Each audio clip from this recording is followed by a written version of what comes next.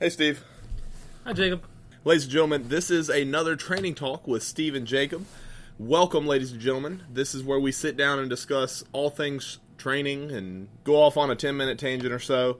This is with the Strong, Fast, and Beautiful podcast. So if you guys aren't following us there, go check out the page. That is where we post the majority of that content, as well as the nutrition store. I'll send you the file if you want to post it on Sportless too, but whatever. We're going to have it everywhere. So thanks for watching. Enjoy the ride. But yeah, I'm over here researching all kinds of different stuff. I've had a few questions asked of me, but one that I found extremely interesting that we were kind of talking about before. There was a new study done, and they did a EMG. I'm not even really sure what that stands for, but basically they rip a muscle out of an athlete. EMG, it's where they basically take a biopsy needle, like a 14-gauge needle, into the sarcomere, like just straight into the muscle. It is painful. Like you watch people do this. It's basically, though, it's to see the electric activity that comes off of a muscle to see what percentage at which it's contracting.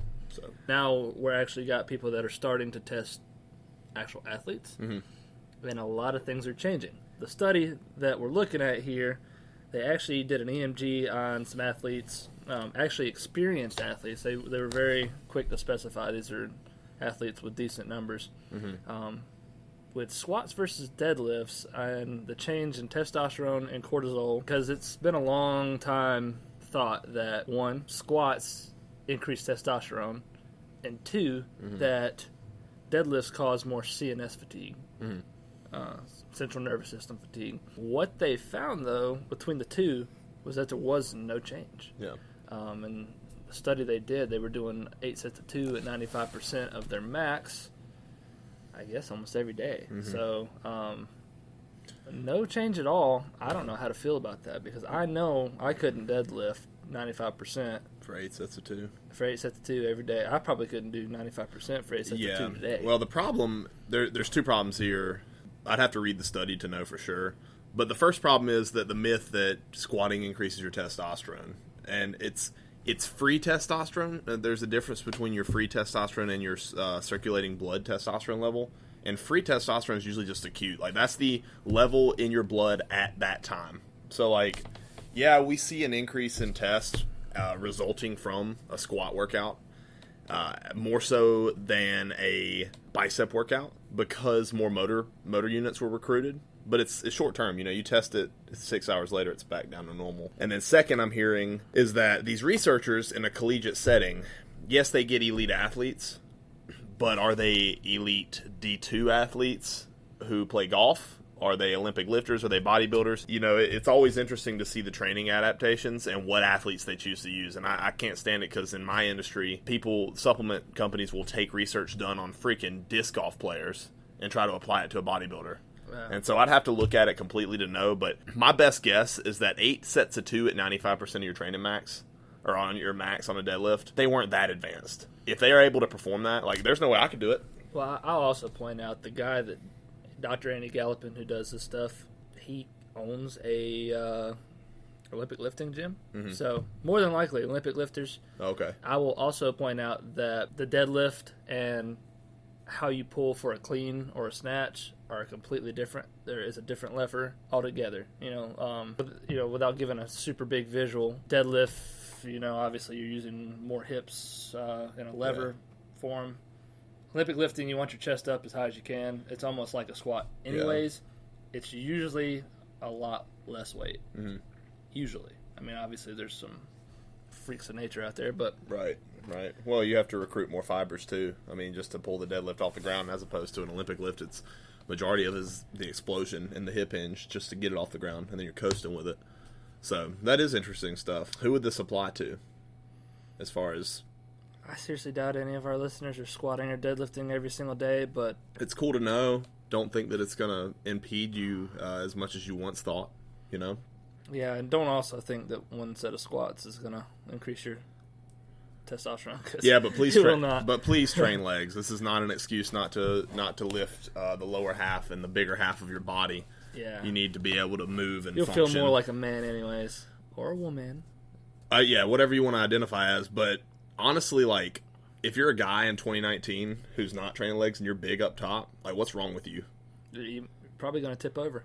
Well, yeah, but I mean, if you're going for girls are obviously more attracted to men with big legs. This isn't like necessarily training talk, but my girlfriend came after me because she saw my quads are big. It wasn't from big biceps. He wears jorts. I like jorts. Okay, I like wearing jorts. But moral of the story: train legs. You've probably been told it. Don't distance run because they go away. Actually, I need to get into that. I need to get more into that. I actually started cardio this morning again, but it's more less. It wasn't hit anymore. I got on the elliptical and then I did about 10 minutes on the incline treadmill, trying to get my VO2 max back up and healthy. And something about it feels good. I can actually listen to a podcast while I'm walking on the treadmill at an incline. I might switch over to running one day. But am I a joke to you? What? Do you not listen to me ever?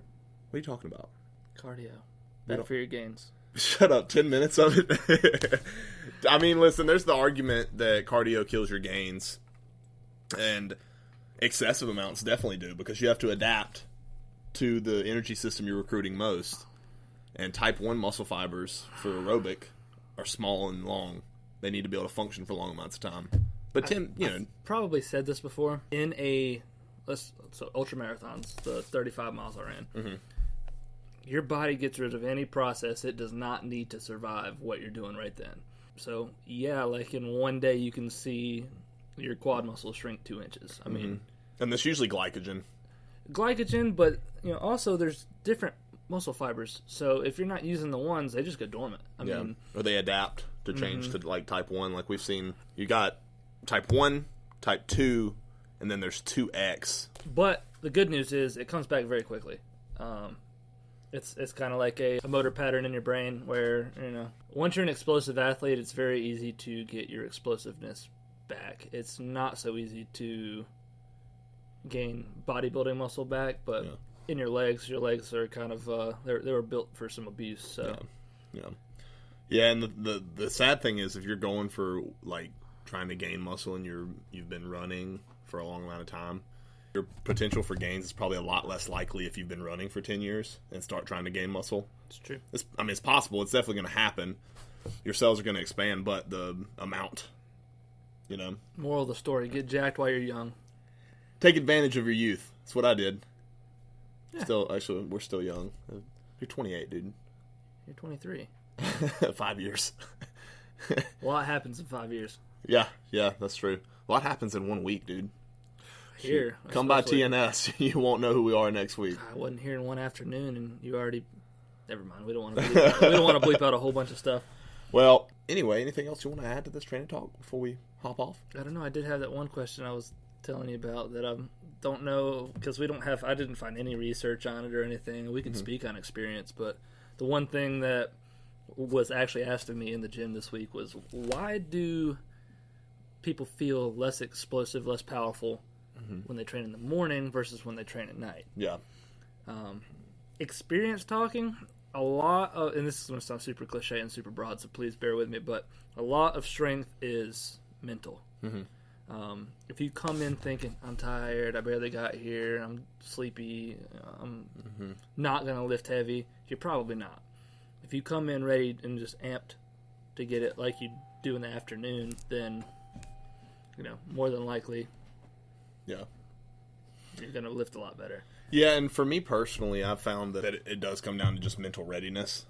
It's all about how ready you are to perform. So if your mindset's right, your body set's going to follow. If you're watching this on video, we highly encourage you to go listen to the podcast if you want any extra little tidbits of information. We don't bleep out the actual audio cast. That means that you need to go listen if you want some insiders and some other stuff that I'm not cutting out here. I didn't know you didn't cut it out of the last one. Yeah, I don't think I did. Maybe I did. But anyway, it's about time for us to rock and roll. Hit the house. Thanks for tuning into this training talk. As always, we appreciate your time and wonderful attendance in the audience there. Bye-bye.